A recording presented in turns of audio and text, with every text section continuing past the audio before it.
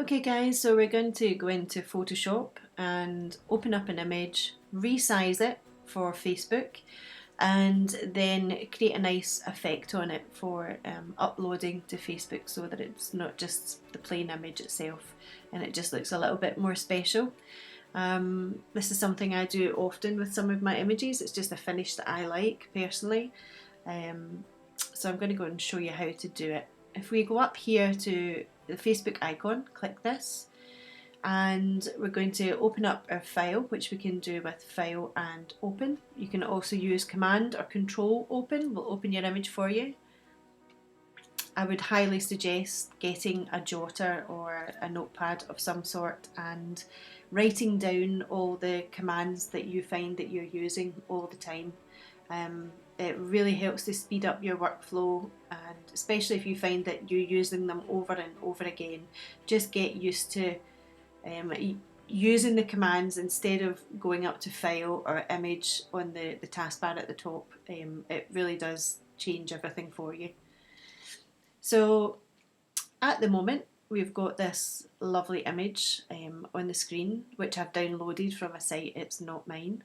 And we're going to resize it first of all. So this is pretty big, and certainly far too big for Facebook.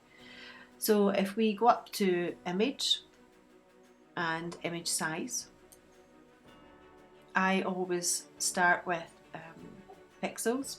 So I go into pixels. So this image is 27.5 meg, so it's huge. You want to make sure that your dimensions are ticked and that they stay the same so that your constraints are together. So the first thing I always start with is the resolution. I would take that down to 72. And then come to the width of the image, which I always go for the longest length of the image, and I would change that to 1200 pixels. And I find that that is more than enough.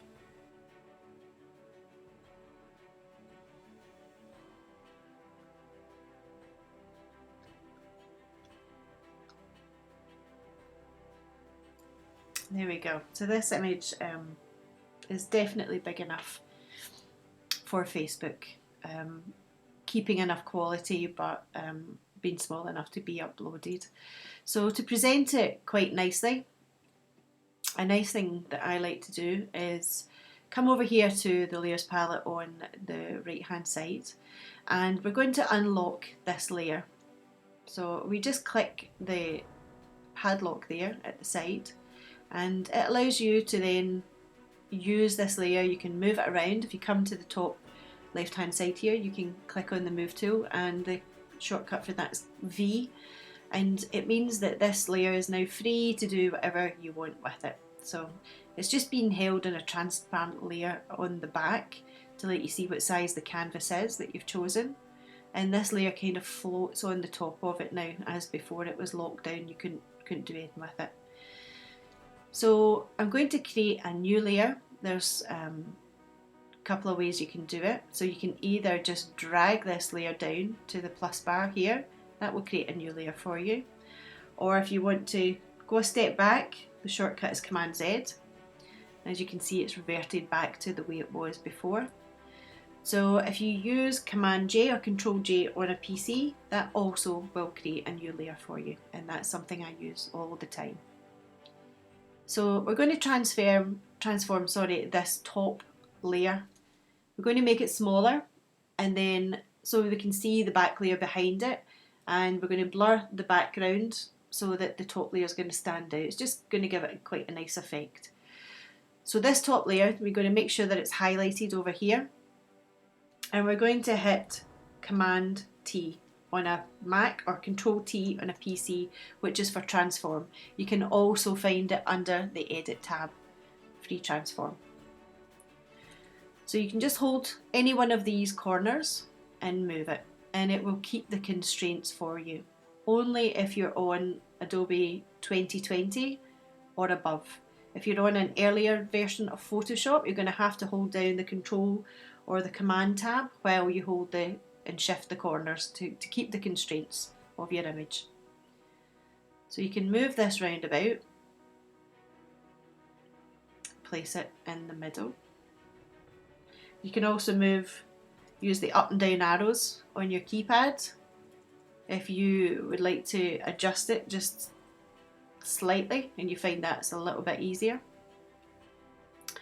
So now if you come back over to the layers tab on the right hand side, I'm going to switch off the top layer by making sure it's highlighted and then just clicking the eye tool at the side of it. And then I'm going to come down below it and highlight the layer underneath. So for anyone that doesn't understand layers, they are just like, it's like slices of bread stacked on top of each other, different layers on top of each other, and some of those you can rub out a bit and see underneath, or you can do different things with different parts of those layers. You can squish them down and sandwich them together, but we'll go into that as we get further into Photoshop.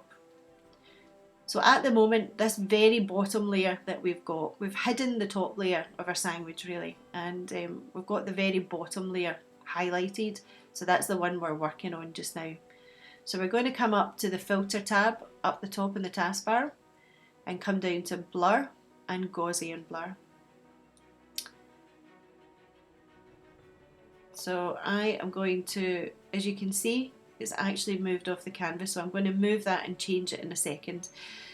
So you can click your radius wherever you want it to be. We're just looking to see the radius refers to how much blur is on the image. So I'm quite happy with that actually, so I'm going to click OK. And then I'm going to come back, make sure I'm on my move tool by hitting V, and then it allows me to move this image round about. So what I can actually see is that this image is slightly shorter than the canvas at the moment. So to make sure that that is going to fit completely, again, I'm going to hit Command T to transform the size of the image. I'm going to hold down one of my corners and I am just going to shift the image to where I want it to be. And then come up and click tick when I'm happy with it. So that is okay. So I'm going to come back to the layers palette, highlight the top layer because I want to switch this one back on. So now you can see this top one is floating underneath the blurred layer and it looks really nice. You could leave it like that, could stay like that. But another couple of things that you could do that can make it stand out even further. If you come over to the icon on the top layer and double click it, it will bring up your layer styles palette. So this is just to perhaps maybe put different drop shadows, or there's many different things you can do in it. At the moment I'm just going to use the drop shadow and the stroke, and I'll show you the two of those. So if we come and put a drop shadow, if you just tick it and then you can actually just hit it and it will bring up all the details here for you that you can mess about with. So you can change the opacity of the drop shadow, so you can see it here behind the image. You can change the angle. You might want to think about the direction of light that's in your image and copy that. You can change the distance. You can see it getting a lot bigger here. You can change the spread and you can change the size. Okay, and as I say, you can bring the opacity down. The blend mode, just keep it to normal for the moment. You can also change the colour of it, the drop shadow. If you want it to be red or orange maybe to tone in with your image, you could do that. I'm going to click OK and click OK. So there you go, and you could just leave it like that. Another thing that you can do with it, if you double click again to get back into your layer style, you can come up here and click stroke. Again, if you just highlight stroke, it will bring up here all the different things you can do with your layer styles. So you have the size of the amount of pixels that is round about your image. So here is 7, so that shows you how much that is. If we go back up to like 20 maybe, it'll show you how thick it could be. So if it disappears, just the way mine's did there because I hit return, just double click and highlight stroke again, you can get straight back into it. So the position is the corners of your image. So if I click to outside, you'll see that it rounds off the inside of it. In centre, again, it just rounds off the corners of it. So it's personal preference. I like inside, makes it look more like a photograph that's been printed.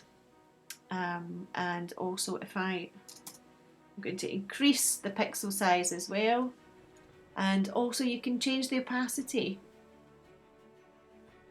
of the image, so you can let some show through, or you can take it straight up and make it look, as again, as I say, maybe more of an image that's been printed off and placed on top. Completely up to yourself. And you can also change the colour. You can make it whatever you want it to be. So good fun to have a play around with it. And if you just click OK.